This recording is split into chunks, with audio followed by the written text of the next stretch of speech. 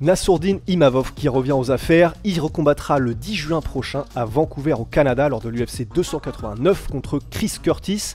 Au l'UFC 289, ce qui est un peu dommage, c'est que la carte elle est à moitié boiteuse, donc c'est dommage parce que l'exposition sera donc un peu moindre, c'est le label entre Amanda Nunes et Joelina Peña. Mais en tout cas, ce combat-là qui nous intéresse pour le retour de Nassourdine contre donc un vétéran du game, 40 combats, plus du double du nombre de combats de Nassourdine, et vraiment un vétéran même dans sa manière de combattre, comme on va le voir, c'est quelqu'un qui est pas évident à appréhender. En tout cas, il a 2 mois pour se préparer, Nassourdine. C'est un combat qui aura une incidence forcément sur la catégorie middleweight, parce que ce sont tous les deux des top 15, numéro 15 pour Chris et numéro 12 pour Nassourdine. A souligner aussi forcément qu'il revient de blessure, il a eu une opération à la cheville en février. On voit tout ça tout de suite, générique. Soit.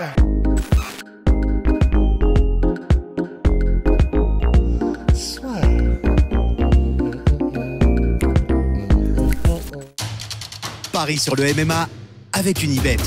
Quelle sera l'issue du combat? Une soumission? Un KO? Paris sur l'appli numéro 1 avec Unibet. Voilà donc Nassourdine Imavov, janvier 2023, il affronte Sean Strickland. Il perd en 5 rounds une décision pour son premier main event parce que quand on rentre dans le jeu de Sean Strickland, c'est très compliqué d'en sortir. Il sait ce qu'il fait, il est piégeux, c'est un vrai vétéran. Donc c'était compliqué, mais Nassourdine est vraiment conscient de ce qui s'est passé et dans le documentaire même qu'on a pu faire avec lui et puis les réactions qu'il a eues après le combat, il savait lui-même qu'il avait un petit peu péché et que c'était dû aussi à certaines de ses erreurs dans son approche par rapport au combat, mais aussi au fait que c'était le numéro 7 mondial, Sean Strickland, donc pas évident. En tout cas, là, il va pouvoir avoir l'occasion de se relancer contre eux, et c'est pas une blague, c'est le meilleur ami de Sean Strickland. Ils s'entraînent ensemble, ils sont meilleurs potes, ils déconnent tout le temps ensemble, ils sparent tout le temps ensemble, ce qui a aussi son importance. Donc, Chris Curtis, 40 combats, 17 KO, c'est un gars, grosso modo, qui adore rester debout. Alors ça veut pas dire que c'est un manchot lorsqu'il s'agit de la lutte, il s'entraîne avec des très gros lutteurs à extrême couture, mais c'est quelqu'un qui, si vous allez regarder des combats de lui, il a une posture vraiment très boxe anglaise pure. Toute sa carrière, dès qu'il a pu rester debout, il est resté debout, et en plus, comme on l'a dit, donc il va avoir l'expérience de Sean Strickland. Vous pouvez être sûr que là, depuis l'annonce de ce combat-là, Sean et Chris, dès qu'ils peuvent, à chaque entraînement, ils s'échangent des conseils. Sean Strickland lui explique pourquoi est-ce qu'à ce moment-là il a réussi ça, pourquoi est-ce qu'en termes de rythme, qu'est-ce qu'il peut faire de bien, de machin. Donc c'est ça qui est aussi un facteur à prendre en compte, c'est que là, l'expérience de 5 rounds de Sean avec Nassourdine servira probablement beaucoup à Chris. Vraiment, c'est la définition d'un vétéran en fait. C'est-à-dire qu'il fait du MMA, il sait parfaitement défendre la lutte, il peut de temps en temps mettre des kicks, etc. Mais ce qu'il adore, c'est être dans une cage, être avec les mitaines et utiliser sa magnifique anglaise. Là, si vous allez voir le dernier combat qu'il a fait contre Kelvin Gastelum, c'est absolument somptueux. D'ailleurs, ils ont eu le combat de la soirée, mais les échanges, la qualité des échanges, Chris Curtis qui va extrêmement souvent au corps, il adore mettre des uppercuts au corps, à la tête, des enchaînements où il varie les niveaux, où il varie les angles. En termes de boxe anglaise, je dirais que c'est une des plus belles anglaises de l'UFC, Chris Curtis. Vraiment, il y a Jack Della Maddalena, il y a forcément les champions Max Holloway, etc. Mais sans exagérer, on peut dire que c'est une des plus belles anglaises de l'UFC. Donc, est-ce que c'est un risque pour Nassourdine, qui adore aussi travailler en anglaise et faire la plupart de son travail ici? Est-ce que c'est un risque que de rester debout avec Chris Curtis? Eh bien, ça dépend. Pourquoi? Parce que là, le dernier combat a été disputé face à Kelvin Gastelum pour Chris Curtis, mais que ce soit là pour Kelvin, ou même les combats qu'il a perdu, l'autre combat qu'il a perdu à l'UFC, Chris Curtis contre Jack Hermansson, en fait, il y a vraiment un motif qui se dégage quand tu veux battre Chris Curtis. C'est beaucoup de mouvements, particulièrement des mouvements latéraux, parce que Chris Curtis n'est pas très bon pour cadrer surtout ses adversaires, parce que justement, il les suit, mais sans réussir à vraiment les piéger, les immobiliser avec ses déplacements pour pouvoir mettre en branle son anglaise. Donc, quelqu'un qui est très rapide et mobile peut mettre déjà en difficulté Chris Curtis parce que donc il n'arrive pas à se verrouiller sur sa cible. Après, il y a aussi beaucoup les kicks qui peuvent être utilisés. Alors les low kicks, c'est ça, Jack Hermansson les a beaucoup utilisés parce que forcément, quand vous combattez en anglaise, vous êtes donc très lourd sur votre jambe avant, et ça, c'est les problèmes qu'ont tous ceux qui utilisent ce genre de style, comme par exemple Nate Diaz, qui est un des exemples les plus connus, et qui sont donc très susceptibles à hacher les appuis de cette jambe avant. Et c'est ce qu'a fait Hermansson pendant tout leur combat, pendant les 3 rounds qu'ils ont fait. Et ça marchait magnifiquement bien. Et parfois, c'était même pas des low kicks, c'était vraiment genre des balayettes, mais juste. Voilà, il est déséquilibré, il est obligé de se remettre. Pendant ce temps-là, Jack Hermansson repartait sur ses déplacements et Chris Curtis était obligé de tout reprendre à zéro. Les front kicks aussi pour tout ce qui est au corps et à la tête, puisque Chris Curtis donc est aussi très penché vers l'avant, le poids sur la jambe avant. En fait, c'est un style, si vous avez les armes pour le contrer, ça se fait entre guillemets tout seul, parce que Jack Hermansson, c'est pas, voilà, en ce moment il a un peu disparu des radars, il a perdu des combats, il en a gagné, c'est un petit peu en dents de scie sur ses dernières apparitions, et pourtant il n'a pas eu de difficulté spécialement à battre Chris Curtis, il l'a juste techniquement pris à partie en fait. Et les armes qu'on vient de dire, des déplacements, une bonne gestion de distance aussi, rester à distance et piquer puis ressortir, tout ce qui est les kicks, même les front kicks, les low kicks, etc., c'est des armes que possède Nassourdine.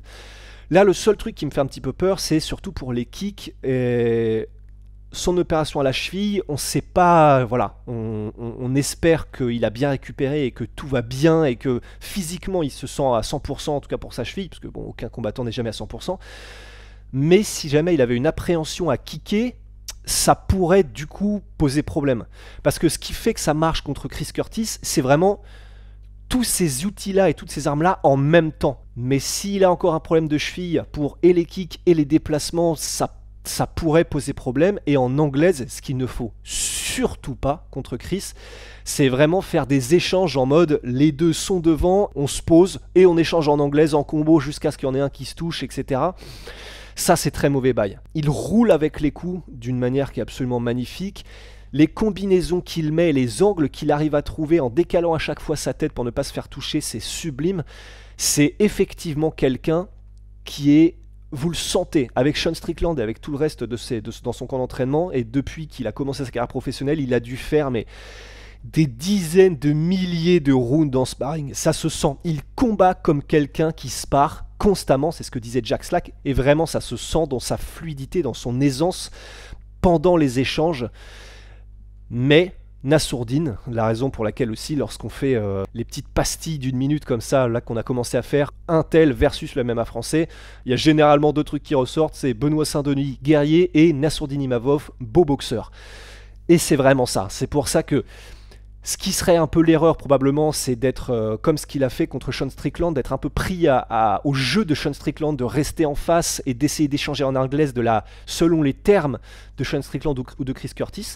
Mais si là il implémente tout ce qu'on vient de dire, honnêtement, même si c'est un vrai vétéran et qu'il est très piégeux, Nassourdine a le style parfait pour le battre. Voilà, et maintenant qu'on a vu un peu les chemins de la victoire pour l'un et l'autre, pour Chris Curtis et pour Nassourdine Imavov, surtout pour Nassourdine, quels sont les autres paramètres, les autres facteurs? Forcément, il y a le facteur doute potentiellement pour Nassourdine. Là, il ressort d'une défaite contre Sean Strickland. On a vu qu'après sa défaite, la première contre Phil Hawes, il avait vraiment parfaitement réagi. Il avait repris sur une série de 3 victoires. Donc, est-ce que là, ce sera un problème? Personnellement, je pense pas, d'autant plus qu'il a été battu et il n'y avait pas de doute sur sa défaite contre Sean Strickland.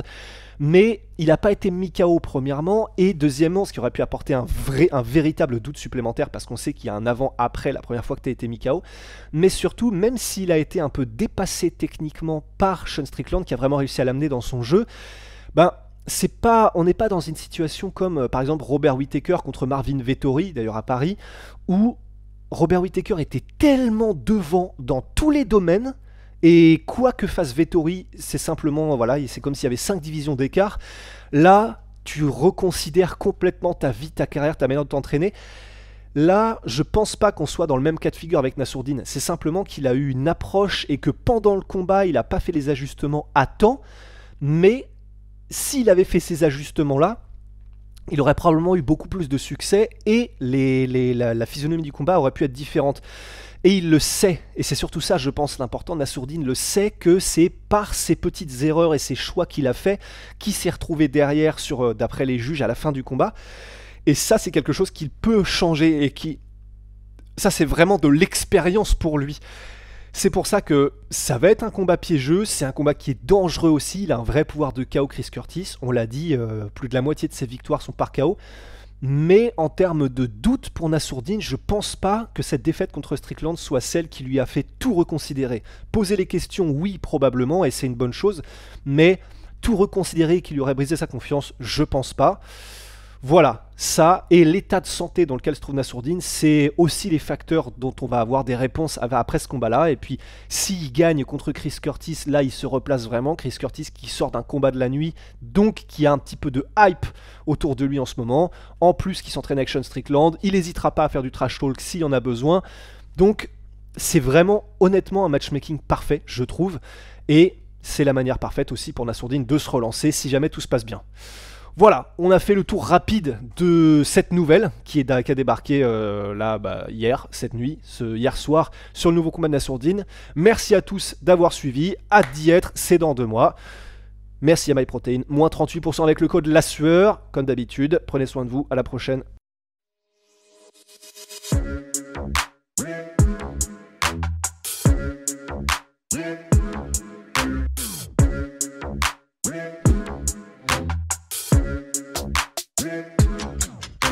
I'm fucking coming for you!